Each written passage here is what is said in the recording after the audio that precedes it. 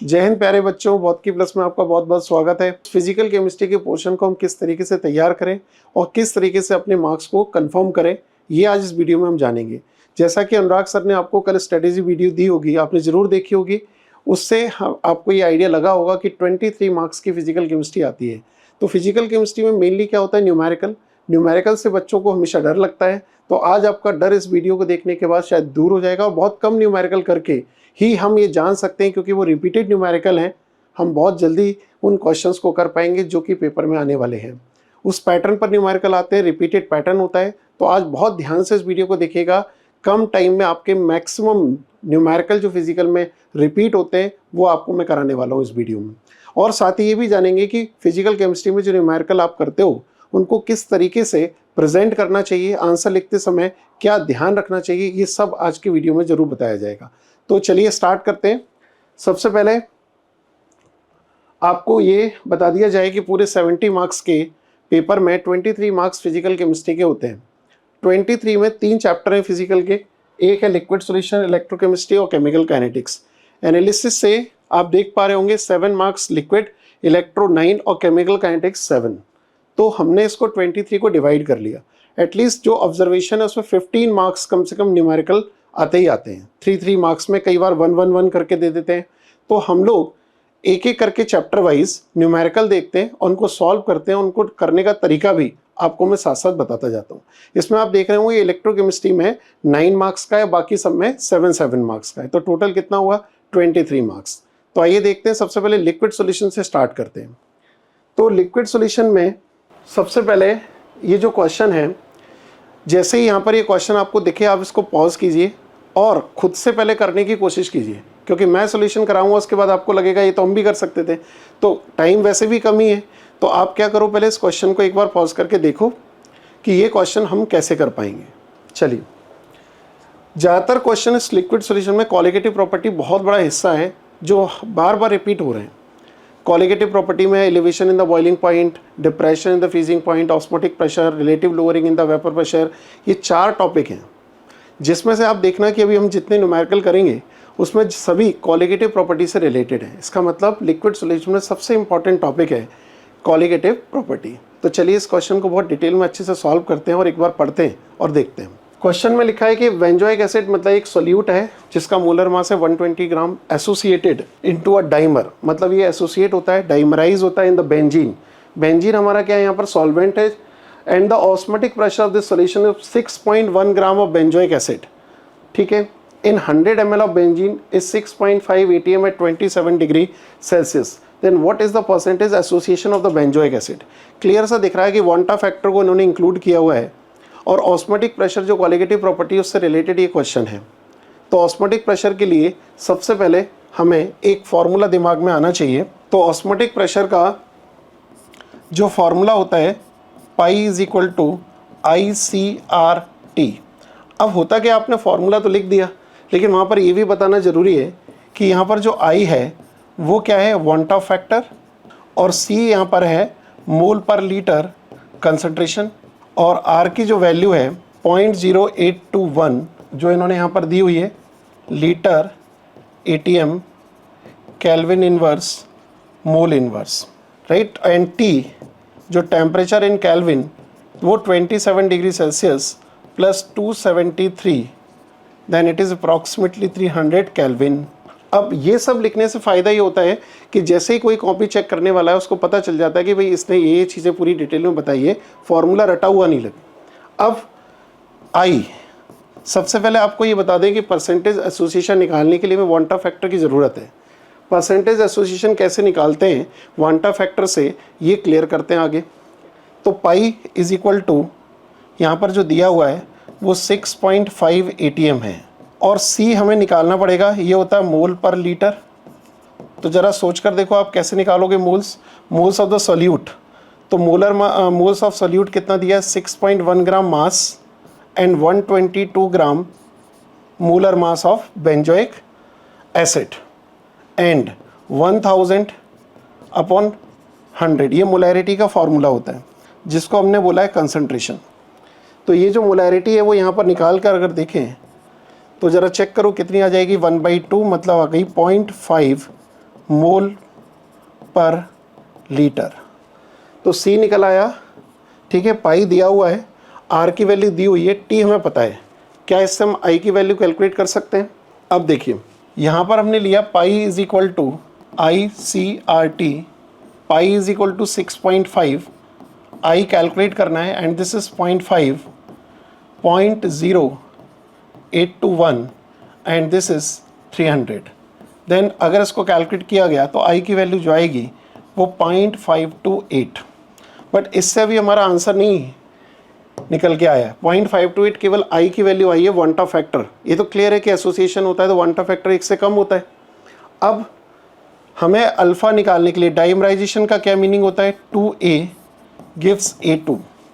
तो आपको आइडिया है कि 1 plus alpha 1/n-1 is equal to क्या लेते हैं I, और अल्फ़ा की वैल्यू निकालने के लिए 1 - I इंटू n/n-1।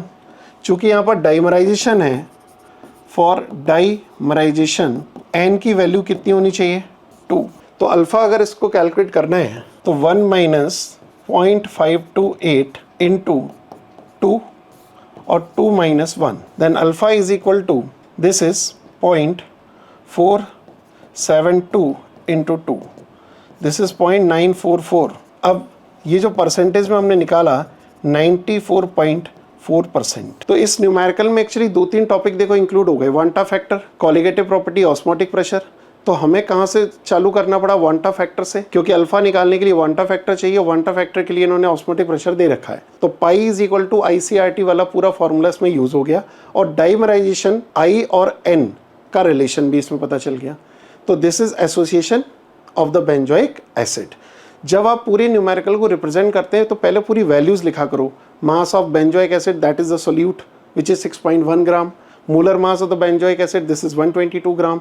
इससे बड़ा इम्पैक्ट पड़ता है जब आप क्वेश्चन लिखते हो पूरा, वहाँ पर उसकी जो वैल्यूज़ दी होती हैं वो दी होती हैं, फिर उसके बाद फार्मूला लगाते हो, उसका पूरा रिप्रेजेंटेशन देते हो कि C क्या है, R क्या है, T क्या है, तो उससे बड़ा इम्पैक्ट पड़ता है। अब आंसर जैसे हमने बोला परसेंटेज एसोसिएशन 94.4%, और लास्ट में जाके आपने ये लिख दिया कि बेंजोइक एसिड जब बेंजीन में जाता है तो वो डाइमराइज होता है, तो जितनी भी कंसंट्रेशन उसकी दी जा रही है उसका 94.4% वो डाइमराइज हो गया। This is the question. तो देखते हैं अब इसमें दूसरा क्वेश्चन किस तरीके से सॉल्व करना है। पढ़िए, फिर से पॉज कीजिए और क्वेश्चन को सॉल्व कीजिए। पहले सोचो कि ये क्वेश्चन में कौन सी कॉलिगेटिव प्रॉपर्टी यूज़ किया, व्हाट इज़ द पैटर्न। मुझे लग रहा है काफ़ी बड़ा मतलब क्वेश्चन जो देते हैं पूरा 1 by 1 एक्सप्रेस करना पड़ता है, फिर देखना पड़ता है कि इसमें कितने स्टेप एग्जीक्यूट होंगे। 4% solution wait by weight of sucrose in water has a freezing point of 271.15 kelvin. जैसे से आप सोच रहे हो, पढ़ रहे हो, वो सब चीज़ें इसमें लिखी होनी चाहिए। ये हमें क्या दिया हुआ है, केस 1 और केस 2 देखो। Calculate the freezing point of 5% glucose solution wait by wait, और इस freezing point of pure water का 273.15। तो यहाँ पर सबसे पहले फ्रीजिंग पॉइंट ऑफ वाटर मतलब ये हो गया सॉल्वेंट के केस में, वो हमने कितना ले लिया, दिस इज P नोड 273.15, इसको हम T नोड लिख देते हैं, T नोड 273.15 केल्विन। ये वाटर का फ्रीजिंग पॉइंट है, प्योर वाटर का। अब आप जानते हो कि डेल्टा TF इसको क्या बोलते हैं, depression in freezing point, depression in freezing point, that is equal to freezing point of solution, freezing point of solvent minus freezing point of solution, क्योंकि सॉल्यूशन का फ्रीजिंग पॉइंट हमेशा सॉल्वेंट से कम होता है। तो डेल्टा TF का एक फॉर्मेट बना T node minus TF, correct. अब हमारे पास दो केस हैं, एक सुक्रोज का केस है और एक ग्लूकोज का केस है। एक का फ्रीजिंग पॉइंट हमें दिया है और दूसरे का फ्रीजिंग पॉइंट निकालना है, लेकिन पहले वाले का डिप्रेशन फ्रीजिंग पॉइंट हमें पता चल गया, दूसरे वाले का डिप्रेशन इन फ्रीजिंग पॉइंट निकालेंगे तभी उसका फ्रीजिंग पॉइंट कैलकुलेट कर पाएंगे। तो यहाँ पर हम लोग क्या करते हैं, केस फर्स्ट लेते हैं। फर्स्ट केस में एक फॉर्मूला लगाते हैं, delta TF1 is equal to KF into M.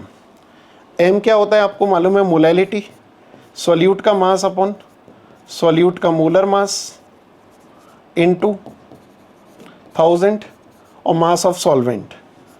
ठीक, ये कैलकुलेट करना ही इस क्वेश्चन में सबसे इंपॉर्टेंट बात है। देखो कितना दिया है, 4% वेट बाई वेट। क्या मीनिंग होता है जरा सोच कर देखो, 4 gram sucrose dissolve in 100 gram of solution. तो अब सोल्यूट का मास कितना लोगे, 4।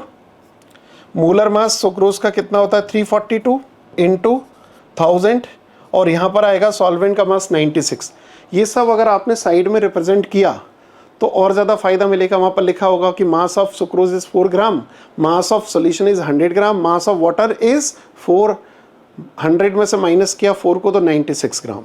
तो इसका ज़्यादा इम्पैक्ट पड़ता है। जितना आपने क्वेश्चन को एक्सप्लेन किया है उतना ही समझ लो आपको इम्पैक्ट अच्छा मिलेगा उसका।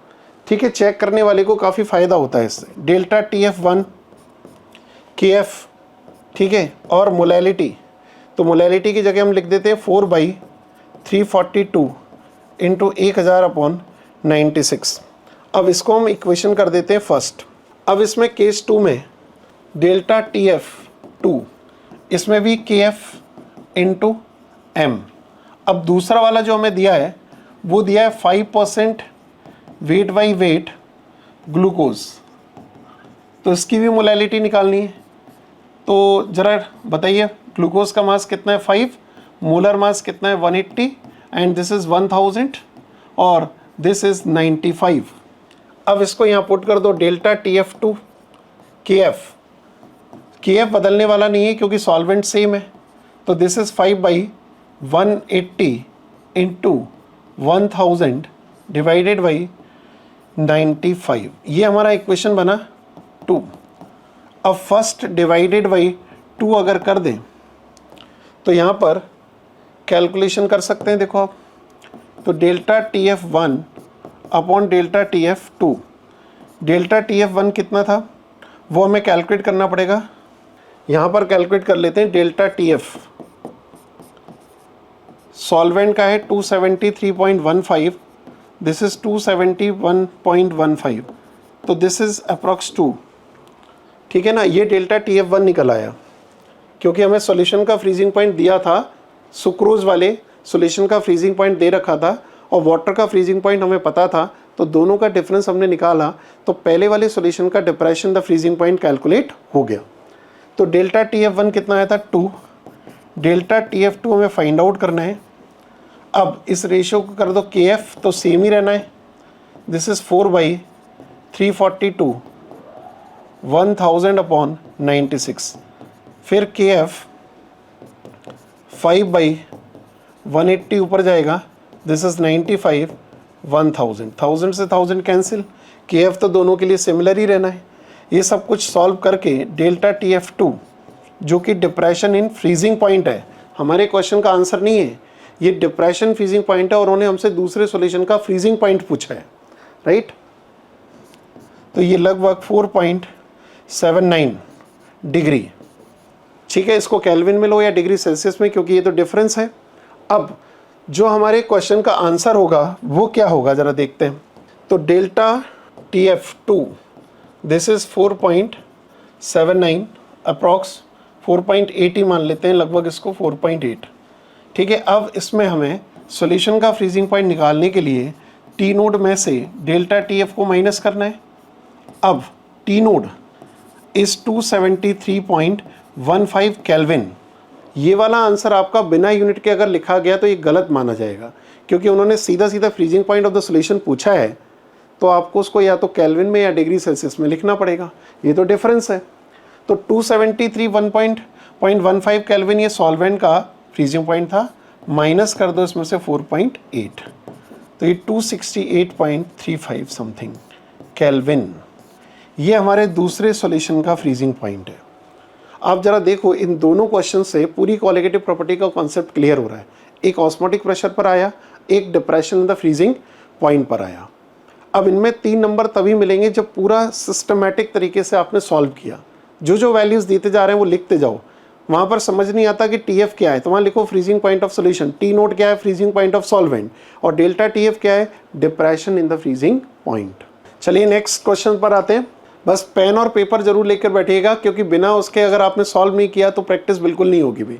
अब देखिए नेक्स्ट क्वेश्चन में जो हमारा अगला क्वालिटेटिव प्रॉपर्टी है, relative lowering in the vapour pressure. इसका मतलब तीसरी क्वालिटेटिव प्रॉपर्टी अब रिपीट करने जा रहे हैं। मतलब क्वेश्चन देख के क्लियर तो होना ही चाहिए कि भाई ये क्वालिटेटिव प्रॉपर्टी कौन सी वाली रिपीट हो रही, relative lowering in the vapour pressure है, या depression in the freezing point है, या elevation in the boiling point, या ऑस्मोटिक प्रेशर। तो एक ऑस्मोटिक प्रेशर का देख चुके हैं और एक डिप्रेशन द फ्रीजिंग पॉइंट का हम लोग न्यूमेरिकल देख चुके हैं। अब जो तीसरा न्यूमेरिकल है वो किसका है, relative lowering in the vapour pressure. देखते हैं, non volatile solute X molar mass 50 gram when dissolve in 78 gram of the benzene. पढ़ते पढ़ते क्लियर हो जाना चाहिए कि जो सॉल्यूट है उसका मोलर मास 50 और यहाँ पर जो सॉल्वेंट है वो कौन है, बेंजीन। तो सॉल्यूट का मोलर मास कितना 50 और बेंजीन जो है उसका मोलर मास कितना 78। तो यहाँ पर हम सबसे पहले क्या करते हैं, सब कुछ लिखते हैं। Mass of solute, mass of solute जो हमें कैलकुलेट करना है वो x का डिजॉल्व इन द सॉल्यूशन पूछा है, तो हमने एज्यूम कर लिया कि this is x gram. Molar mass of solute, molar mass of solute this is 50 ग्राम जो कि क्वेश्चन में दिया हुआ है, करेक्ट। मास ऑफ सॉल्वेंट जो हमारा क्या है, बेंजीन 78 ग्राम, ठीक है। C6H6 इसका molecular formula. Molar mass of benzene, molar mass of benzene V कितना होता है, 78 ग्राम। ऐसा हमने क्यों लिखा मालूम है, क्योंकि जैसे ही relative lowering in the vapour pressure concept समझ में आया तो हमें क्लियर हो गया कि ये कहीं ना कहीं मोल फ्रैक्शन की इसमें ज़रूरत पड़ने वाली है। अब देखिए relative lowering in the vapour pressure, delta P upon P naught x solute. तो आपको ये बताना है कि ये relative lowering in the vapour pressure और ये mole fraction of the solute है। ये लिखने से चेक करने वाले के माइंड पे एक अलग इंप्रेशन जाता है कि बच्चे ने काफ़ी अच्छे से समझ कर चीज़ें की हैं। तो डेल्टा P क्या होता है, this is the difference in the vapour pressure. इसको कैसे लिख सकते हैं, P note minus PS upon P note और एक्स सोल्यूट, राइट। अब एक्स सोल्यूट को क्या लिखते हैं, मोल फ्रैक्शन ऑफ सोल्यूट को moles of solute, moles of solute plus moles of solvent, and this is again P note minus PS upon P note. अब सब values आपको क्या करना है, पहले यहाँ पर नोट करना है। सबसे पहले हम निकालते हैं मोल्स ऑफ सॉल्यूट। तो आपको मालूम है कि x ग्राम सॉल्यूट था, 50 ग्राम उसका molar mass. Moles of solvent अगर निकालना है तो what is the solvent given in the question, 78 divided by 78 is equal to कितना, 1 मोल, राइट। अब होगा क्या, P नोट की जो वैल्यू है उसको मैं अगर 100 मान लूँ तो PS कितना है, 90% तक उसका वेपर प्रेशर रिड्यूस हो गया। तो 100 एंड PS कितना हुआ, 90। क्योंकि ऐसा बोलते हैं ना कि वेपर प्रेशर रिड्यूस टू 90%। इसका मीनिंग क्या है, 100 अगर था तो बचा कितना, 90। इसका मतलब इसको हम 0.9 P नोट भी लिख सकते थे, इसको P नोट, इसको 0.9 P नोट, या 100 और 90 से भी सॉल्व कर सकते हैं, राइट। अब सब चीज़ें हो गई, देखो सॉल्यूट के मोल्स हो गए, सॉल्वेंट के मोल्स हो गए, P नोट की वैल्यू हो गई, PS की वैल्यू हो गई। निकालना है क्या, हमें x निकालना है क्योंकि वो हमारे सॉल्यूट का मास है। तो यहाँ पर एक बार फिर से यहाँ पर लिखते हैं P note minus PS upon P note, ठीक है, n solute upon n solute plus n solvent. P note minus PS, this is 100 minus 90 and this is 100, right. This is XY 50, this is XY 50 plus 1 किसके moles हैं, solvent के moles हैं जो कि हमारा benzene है। यहाँ से जो x की वैल्यू आएगी वो होगी 5.5 ग्राम। ये आपको पूरा सॉल्व करके विद यूनिट आंसर देना है ऑफ सोल्यूट।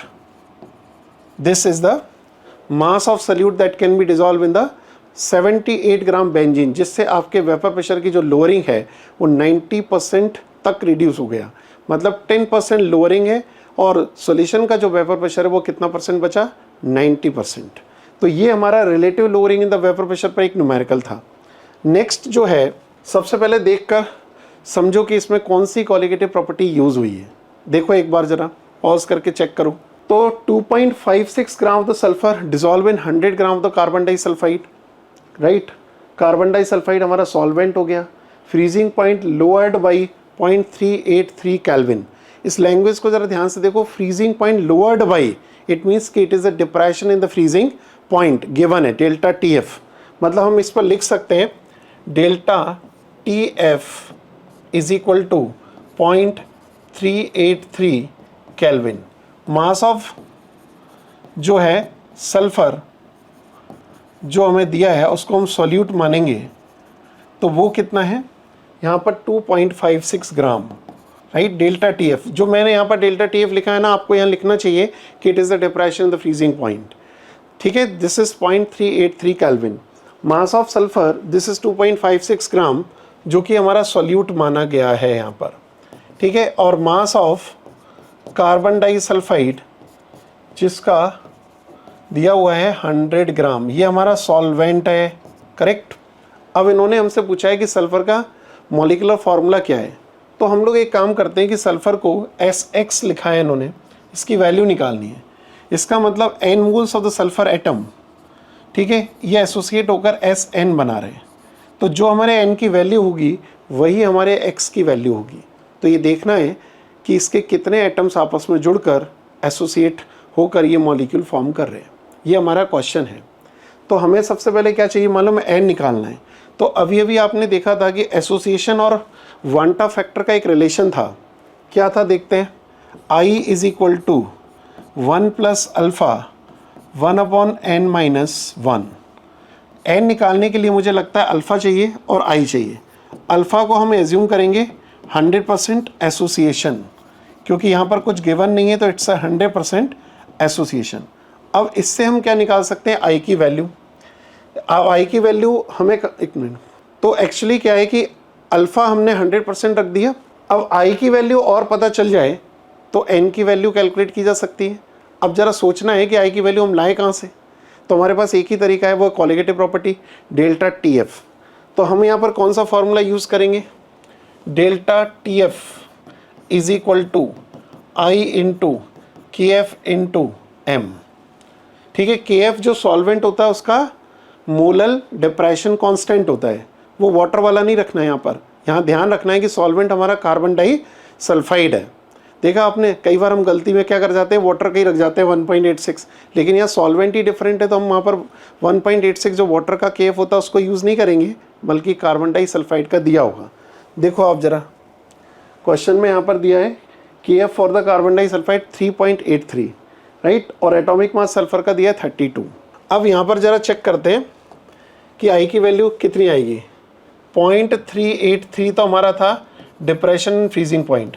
I हमें कैलकुलेट करना है, के एफ 3.83 दिया हुआ है कार्बन डाइसल्फाइड का, और मोलैलिटी के लिए सॉल्यूट का मास 2.56, 32 का मोलर मास सल्फर का इन 2000, और ये है 200। यहाँ से जो I की वैल्यू आएगी दिस इज़ 1/8। अब ज़रा आप n की वैल्यू निकाल कर देखो कि कितनी आ रही है।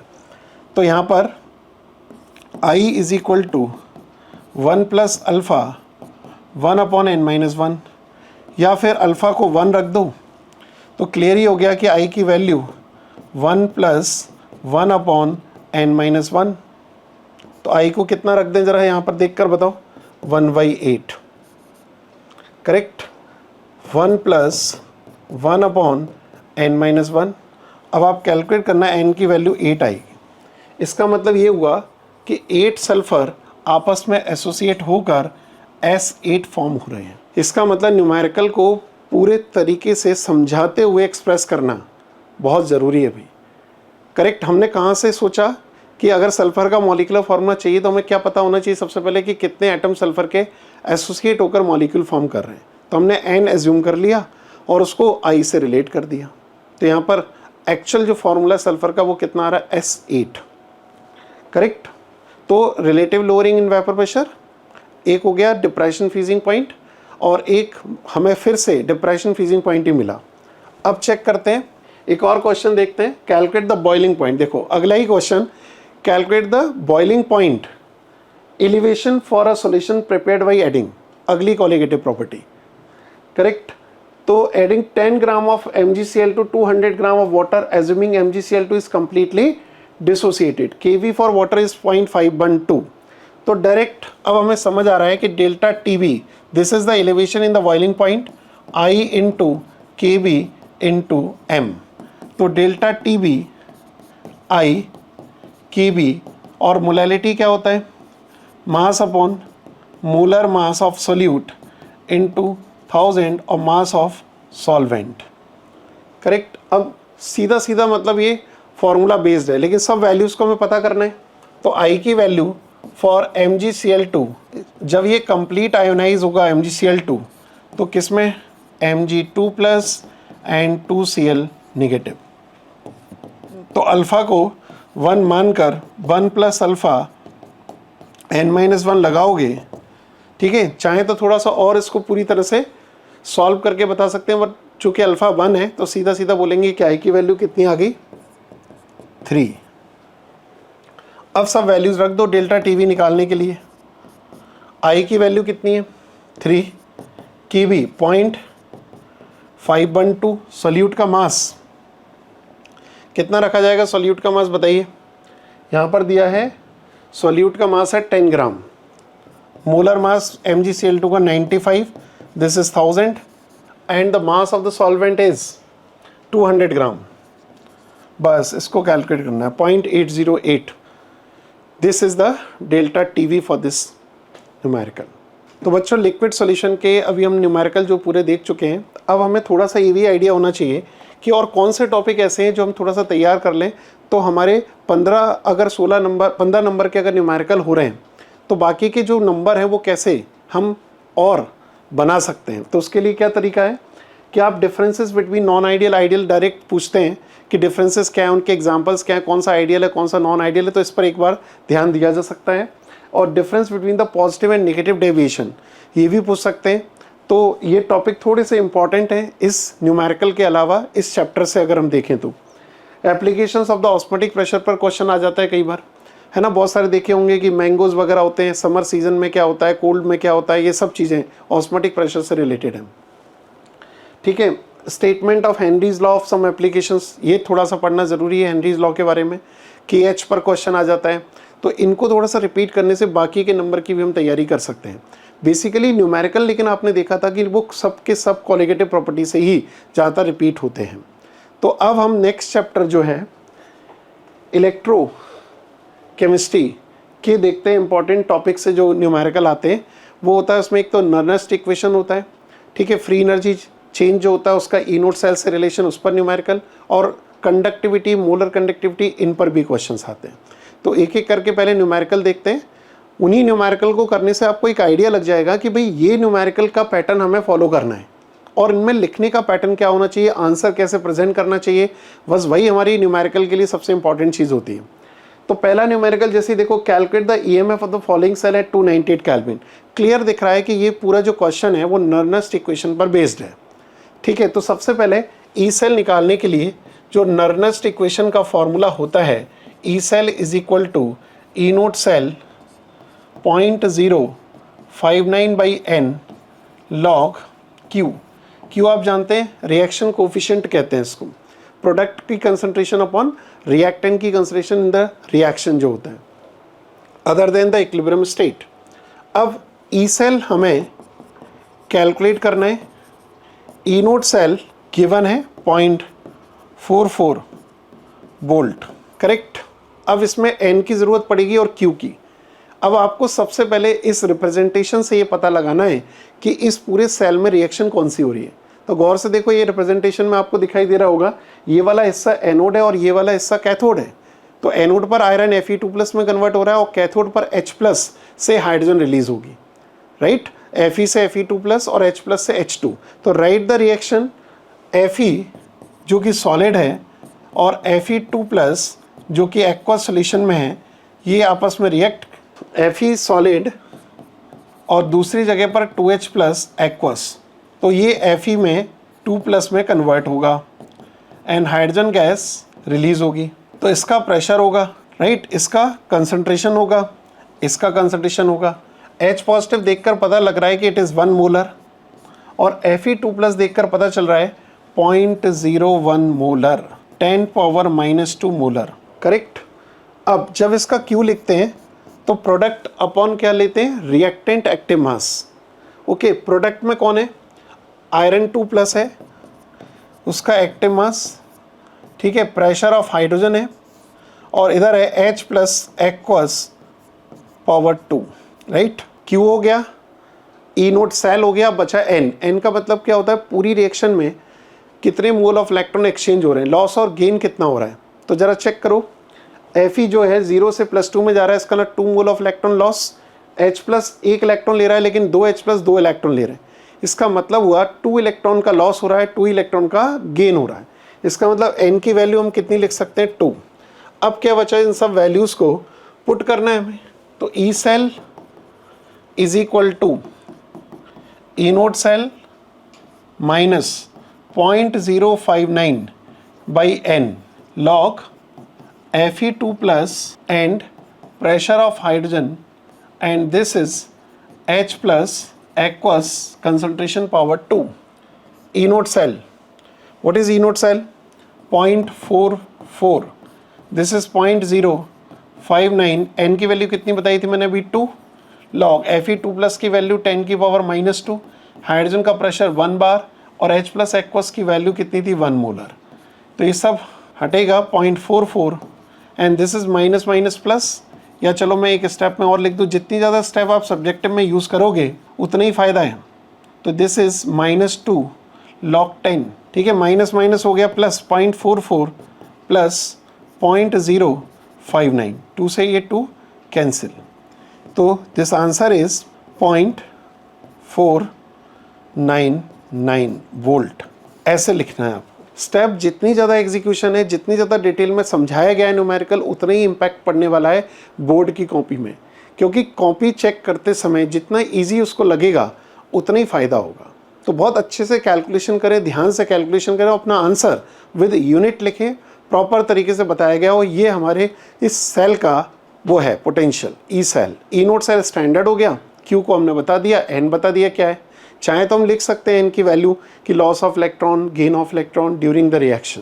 नेक्स्ट क्वेश्चन को देखते हैं, जरा पैटर्न चेक कीजिएगा कि नेक्स्ट क्वेश्चन किस पैटर्न से आया हुआ है। The molar conductivity of ammonium and chloride ion 73.8, और एक दिया हुआ है दूसरे आयन का 76.2, और कंडक्टिविटी 0.1 मोलर अमोनियम क्लोराइड की दी हुई है 1.29। कंडक्टिविटी का मीनिंग क्या होता है, K की वैल्यू दी है, और वो जो पहले दिया हुआ है वो क्या है, कैटायन और एनायन की molar conductivity eight infinite dilution, right, infinite dilution. ये अमोनियम क्लोराइड का हमें यहाँ पर ऐसे निकालना होता है Cl-, ठीक है। तो इसको पहले एक बार कैलकुलेट करके रखते हैं कि ये अमोनियम क्लोराइड के लिए है ना, ये दिया हुआ है देखो NH4 पॉजिटिव का, ये Cl नेगेटिव का 73.8 प्लस, राइट, 76.2, ये आएगा 150, this is 150 S centimetre square mole inverse. ये इनफाइनाइट डाइल्यूशन पर अमोनियम क्लोराइड की मोलर कंडक्टिविटी है। अब मोलर कंडक्टिविटी हमें निकालनी पड़ेगी एट द गिवन कंसंट्रेशन, और इनफाइनाइट डाइल्यूशन तब जाके इसका डिग्री ऑफ डिसोसिएशन निकलेगा। डिग्री ऑफ डिसोसिएशन निकालने के लिए λm मतलब molar conductivity at the given concentration divided by the molar conductivity eight infinite dilution. ये आपके पास है लेकिन ये आपके पास अभी नहीं है। तो ज़रा सोच कर देखो इसका क्या फार्मूला होना चाहिए। गिवन कंसंट्रेशन पर मोलर कंडक्टेंस निकालने के लिए K × 1000 अपॉन मोलैरिटी। तो ज़रा बताइए K को क्या बोलते हैं, कंडक्टिविटी मतलब स्पेसिफिक कंडक्टेंस। तो देखो न्यूमेरिकल में K की वैल्यू कितनी दी हुई है, K दिया हुआ है 1.29 × 10⁻², 1.29 × 10⁻² into 1000, and this is 0.1 molar. तो λm C जो मोलर कंडक्टिविटी है वो कितनी आ जाएगी, 129 S centimetre square mole inverse. ये आपका पहला आंसर हो गया भाई, molar conductance at the given concentration. अब पूछा क्या है इन्होंने, डिग्री ऑफ आयनाइजेशन। तो डिग्री ऑफ आयनाइजेशन निकालने के लिए this is the value of molar conductance at the given concentration. तो जरा बताइए कितना है, this is 129 and this is 150.86 something 86%, right.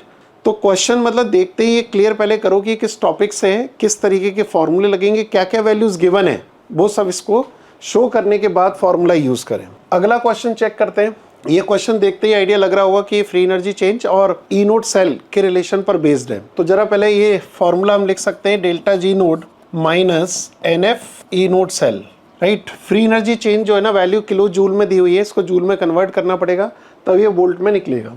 तो delta G node this is minus, ये कितना वैल्यू है 300 किलो जूल, मतलब 300 इंटू 10⁻³ जूल, ठीक है। एन की वैल्यू इस रिएक्शन को देखकर पता करना है।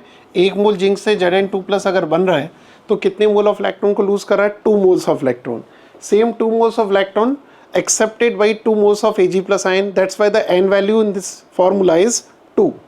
ये बताओगे जितना उतना फायदा होगा कि इसमें n की वैल्यू है क्या, और f क्या है 96500 फैराडे हो गया, और ई नोड सेल हमें फाइंड आउट करना है, राइट। तो delta G is 300 into 10⁻³ minus, ये फ्री एनर्जी चेंज माइनस में लिखना पड़ेगा, n की वैल्यू कितनी है 2 and this is 96500 and E naught cell. तो मुझे लगता है इस न्यूमेरिकल को करने में सबसे कम टाइम लगेगा, बस कैलकुलेशन ही है थोड़ी इसमें। तो this is approx 1.55 volt. Answer कभी भी अगर बिना यूनिट के लिखा गया तो वो बिल्कुल नंबर काट सकते हैं, उनके पास पूरे राइट हैं। भाई यूनिट बहुत ज़रूरी है, अगर मास है तो ग्राम में लिखो, अगर कोई elevation in the boiling point उन्होंने पूछ लिया बॉइलिंग पॉइंट कितना है, फ्रीजिंग पॉइंट कितना है, तो हमेशा उसका आंसर विद यूनिट ही लिखना चाहिए। तो अगला क्वेश्चन इसमें, अब आप पैटर्न चेक करो जरा। पहले इलेक्ट्रोकेमिस्ट्री का पहला क्वेश्चन किससे आया था, नर्स इक्वेशन। दूसरा क्वेश्चन जो था वो किससे था, conductivity, conductance, degree of dissociation, weak electrolyte, Kohlrausch law.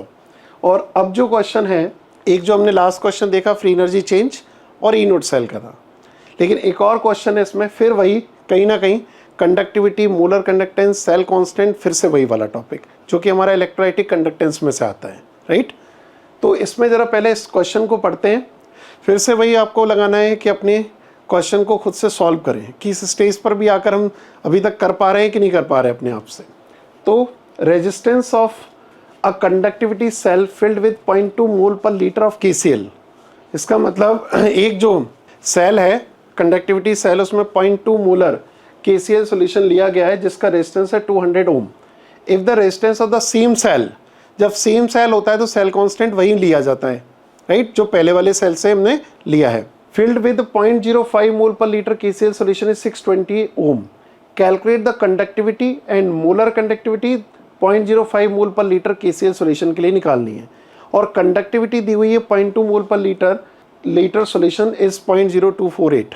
अब एक काम करते हैं, सीधा सीधा दिख रहा है कि इसमें दो केसेस कर लेते हैं, केस फर्स्ट एंड केस 2, ठीक है। इसको हम ले लेते हैं 0.05 मोलर KCl सॉल्यूशन के लिए, और इसको हम लेते हैं 0.2 मोलर KCl सॉल्यूशन के लिए।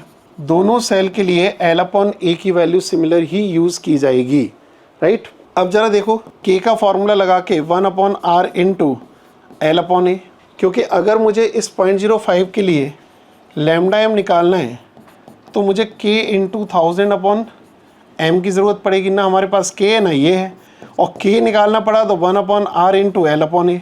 तो कुल मिला के L/A चाहिए, उससे हमारा K निकलेगा और K से हमारा निकलेगा λmc, right.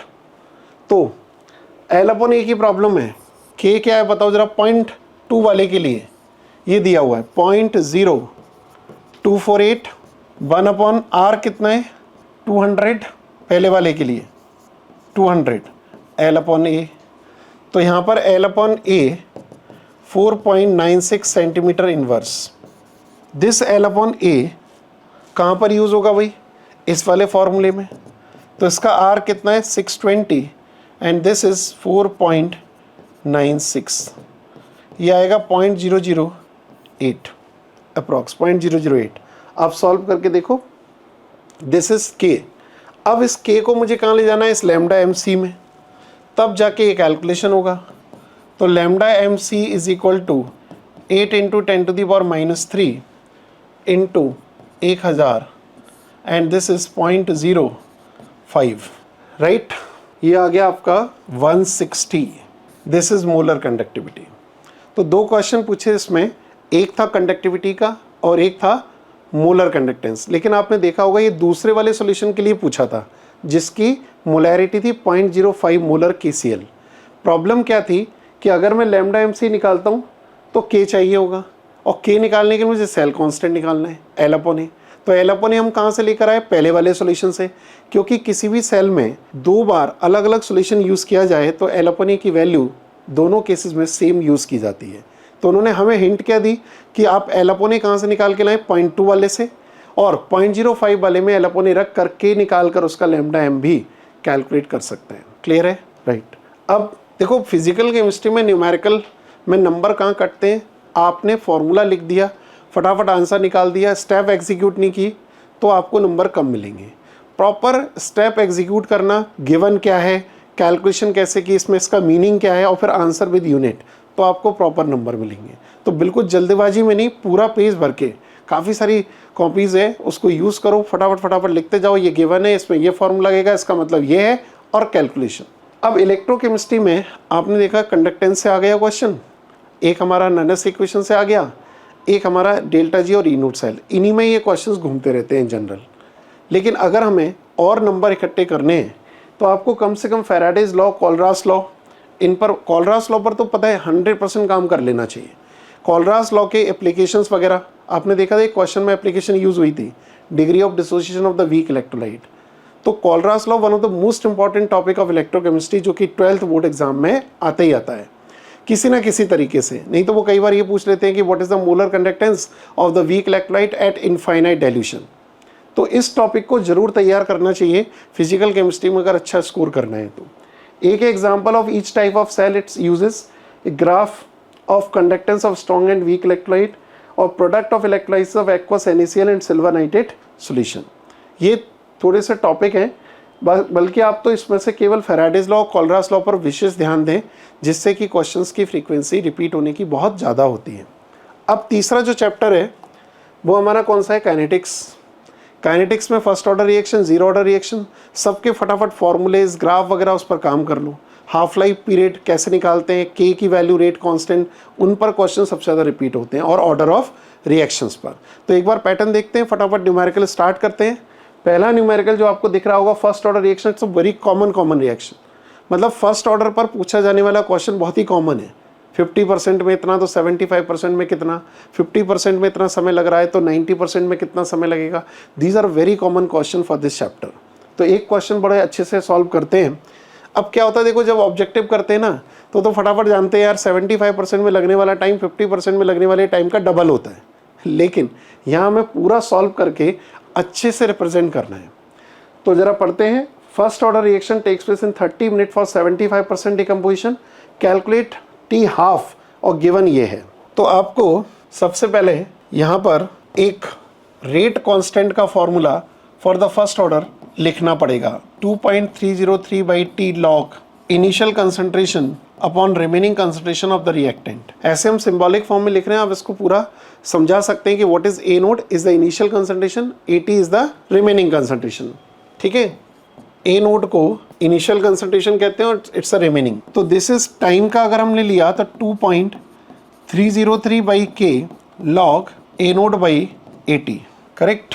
This is the time. अब मुझे दो इक्वेशन बनाने पड़ेंगे, एक 75% के लिए लगने वाला टाइम और एक 50% में लगने वाला टाइम। दोनों को कंपेयर कर देंगे, एक टाइम गिवन है और दूसरा टाइम कैलकुलेट हो जाएगा, और के की वैल्यू दोनों के लिए सिमिलर होगी। तो केस फर्स्ट में मैं यहाँ पर T 75% के लिए बना रहा हूँ, तो मैं ए नोट को क्या मान लूँ भाई 100, रिमेनिंग 75% अगर कंप्लीट हो रहा है तो बचेगा कितना 25%। ठीक है, तो T 75% का जो इक्वेशन बनेगा 2.303 बाई के log this is 100 by 25, this is 4। Okay, अब इसको T 75% जो हमारा इक्वेशन आया 2.303 बाई के लॉग 2 एंड दिस इज 2।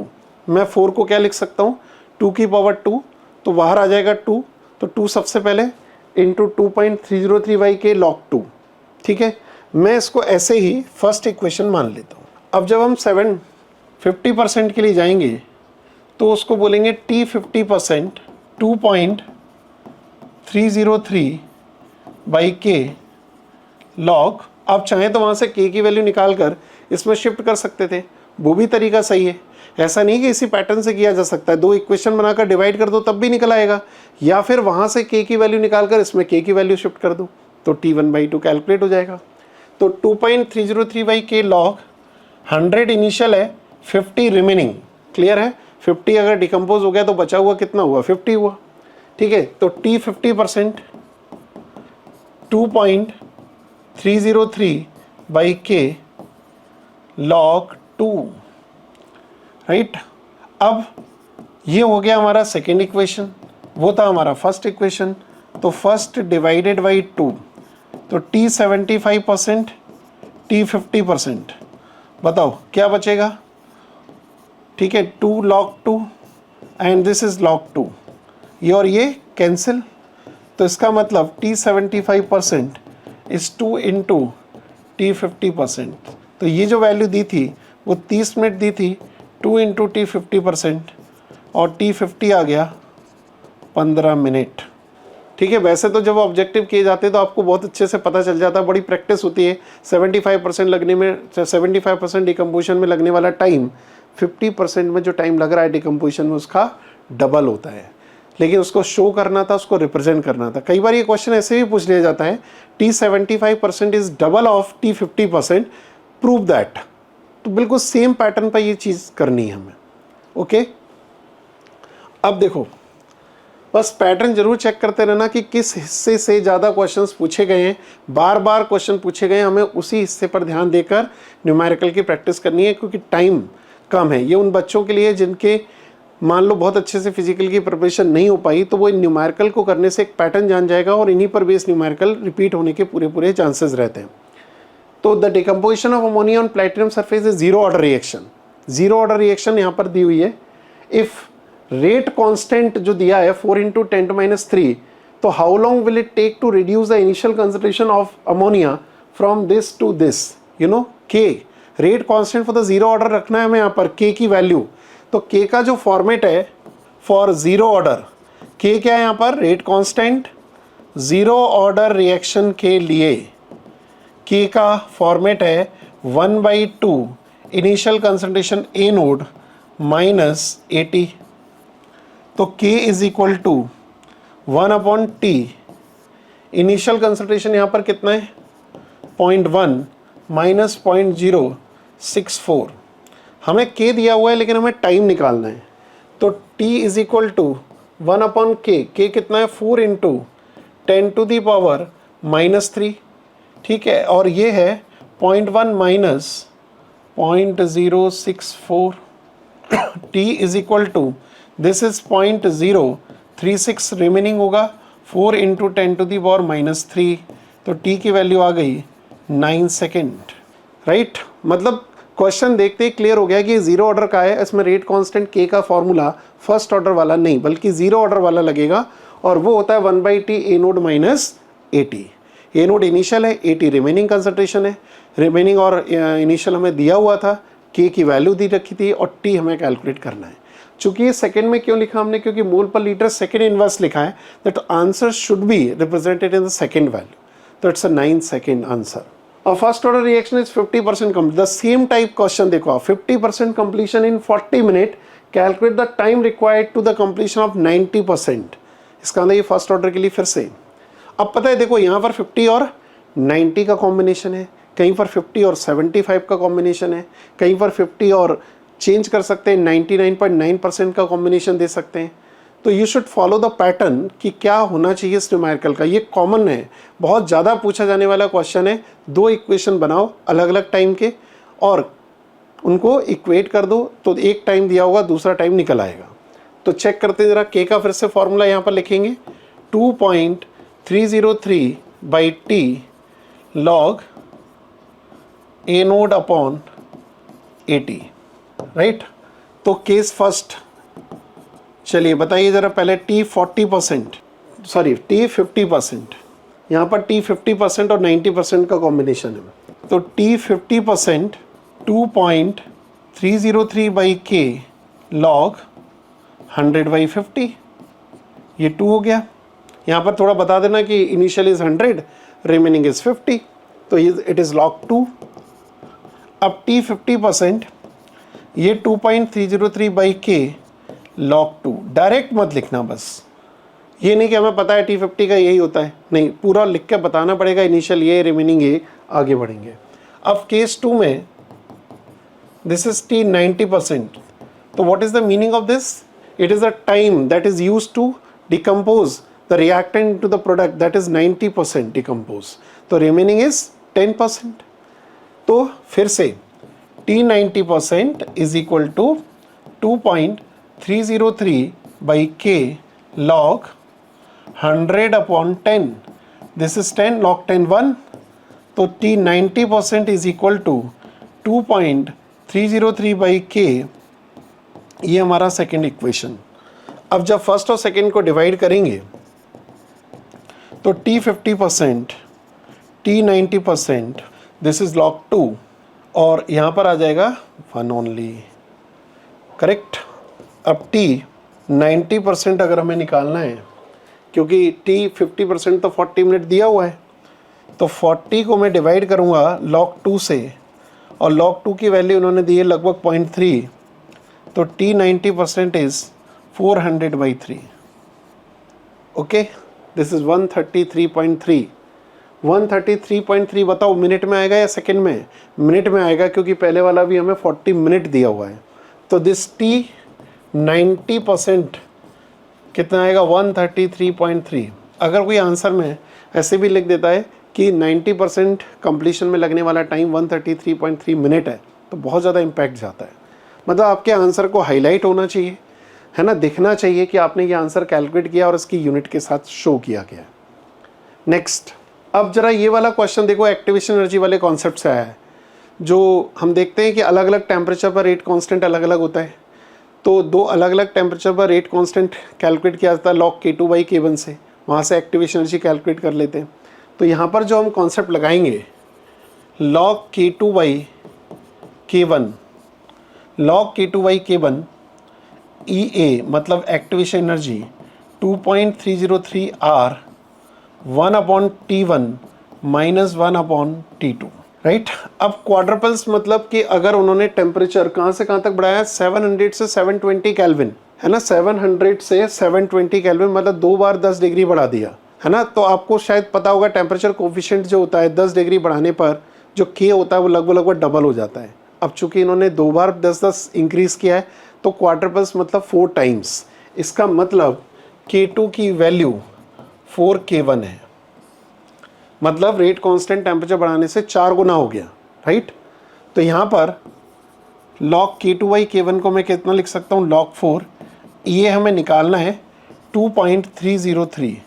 इन्होंने R की वैल्यू कुछ इस क्वेश्चन में इस तरीके से दी है, तो it is 19.15, 1/T1 is 700 minus 1/720, तो ये अप्रॉक्सीमेटली 289 समथिंग कुछ किलो जूल पर मोल में आएगा। आप इसको सॉल्व कीजिए, ठीक है। log 4 की वैल्यू तो हम लिख ही सकते हैं 2 log 2, log 2 कितना होता है 0.3 इंटू 2.6 कर देंगे, 2.303, ये वैल्यू लगभग 20 लेकर अप्रॉक्सीमेट निकाल सकते हैं आंसर, 1/700 माइनस 1/720। कोशिश तो ये करो कि एग्जैक्ट वैल्यू जो दी है उसी से मल्टीप्लाई करें, उसी से आंसर निकले। टाइम तो लगेगा इसमें थोड़ा सा, लेकिन वो जानते हैं कि ये कैलकुलेशन करना ज़रूरी है। चलिए हम नेक्स्ट क्वेश्चन देखते हैं कि काइनेटिक का नेक्स्ट क्वेश्चन किस तरीके का है। देखो दिखाई दे रहा होगा कि ये ऑर्डर ऑफ रिएक्शन कैलकुलेशन का मेथड है। किसी रिएक्शन की ऑर्डर कैसे पता करें, तो एक्सपेरिमेंट करते हैं। अलग अलग कंसंट्रेशन पर रेट को डिटरमाइन किया गया है। 3 एक्सपेरिमेंट यहाँ पर दिए गए हैं। NO और Br2 की कंसंट्रेशन को चेंज करके रेट को यहाँ पर शो किया गया है। We have to find the order of this reaction with respect to NO as well as Br2।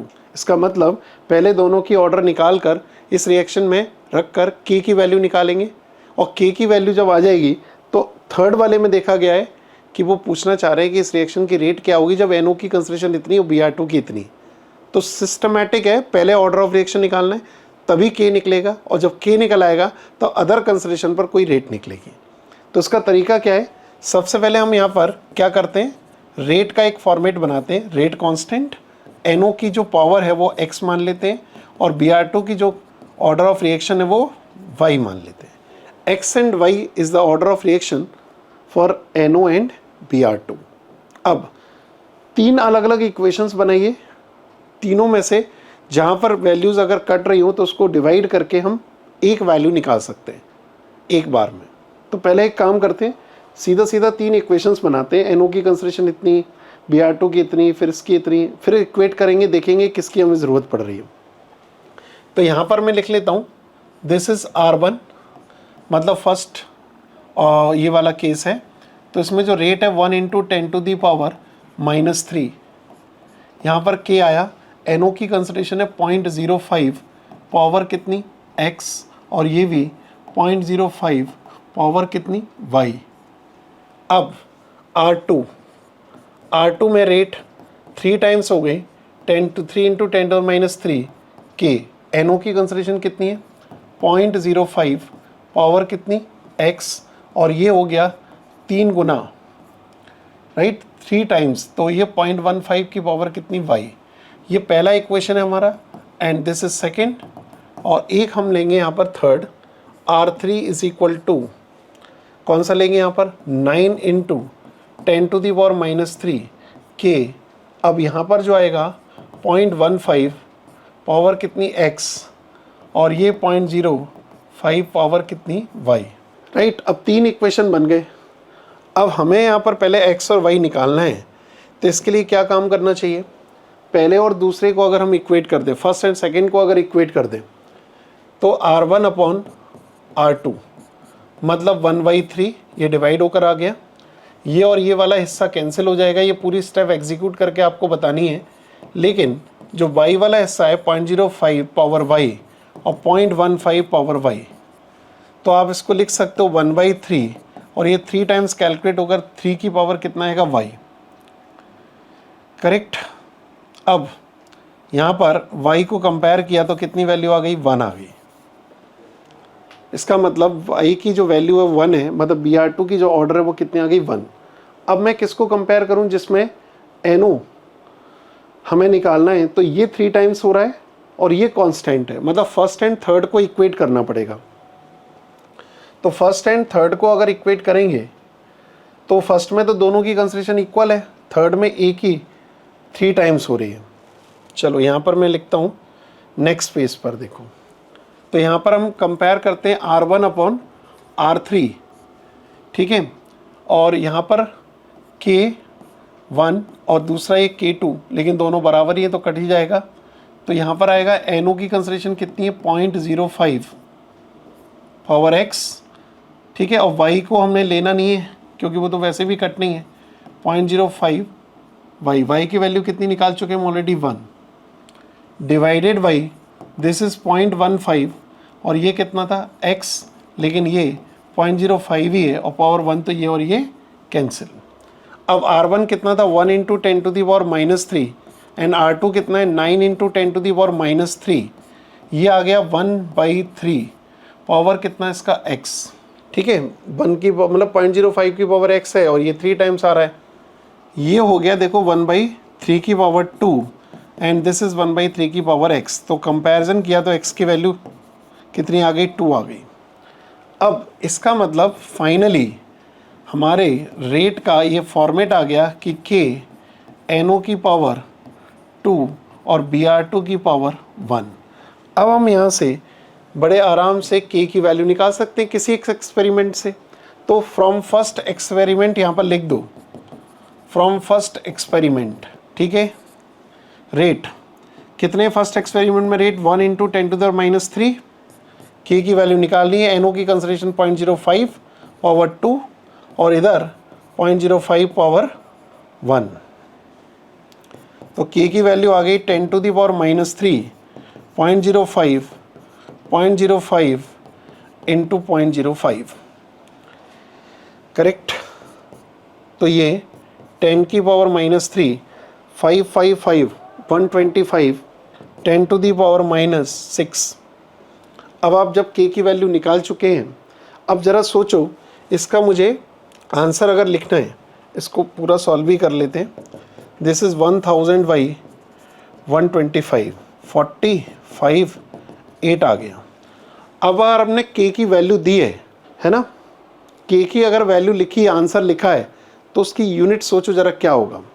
आपको ये तो पता चल गया ये थर्ड ऑर्डर रिएक्शन है ना। यहाँ पर mole litre inverse second inverse में दिया rate, mole litre inverse second inverse में। तो पता है हम इसको कैसे शो करेंगे, 8 litre square mole -2 second inverse. Third order के लिए जो के की यूनिट होती है वो शो करनी पड़ेगी, because this reaction is a third order, second order with respect to NO और first order with respect to Br2। तो you have to show this answer 8 litre square mole -2 second inverse, this is for the third order. लेकिन अभी एक question इसमें बाकी है। उन्होंने हमसे क्या पूछा था, इस रिएक्शन की रेट निकालनी है जब NO और Br2 की जो कंसंट्रेशन है 0.4 और 0.2 है। तो K तो बदलने वाला है नहीं, लेकिन NO और Br2 की कंसंट्रेशन चेंज हुई है। तो you have to find the rate of this reaction at this concentration. इसका मतलब हमें एक स्टेप अभी और एग्जीक्यूट करना है, फिर से लिखना पड़ेगा कि rate is equal to K, NO की पावर 2 है और Br2 की पावर 1 है। तो what is rate, this is 8, NO की कितनी थी 0.4, एक बार चेक कर लें इसको, 0.4 दिया है और दूसरे का दिया 0.2, ठीक है, 0.4 इंटू 0.2, ये 0.4 का क्या होगा स्क्वायर। यहाँ से आपका आंसर आ जाएगा रेट, और रेट की यूनिट केवल क्या रहेगी, mole litre inverse second inverse. तो आपने देखा कि इन न्यूमेरिकल को अगर हमने थोड़ा ढंग से लगा लिया तो इसी पैटर्न पर न्यूमेरिकल या इन्हीं में से न्यूमेरिकल रिपीट होंगे। तो आपको बहुत ज़्यादा पोर्शन पढ़ने की ज़रूरत नहीं पड़ेगी, क्योंकि टाइम कम है। अगर किसी ने तैयारी ठीक से नहीं की है 12th की, तो वो अगर इन न्यूमेरिकल को, इन फॉर्मूलेस को अच्छे से समझ के, इन न्यूमेरिकल को करके, अगर उसने रिप्रेजेंटेशन बहुत अच्छा कर दिया तो आपके 23 मार्क्स कन्फर्म हो सकते हैं।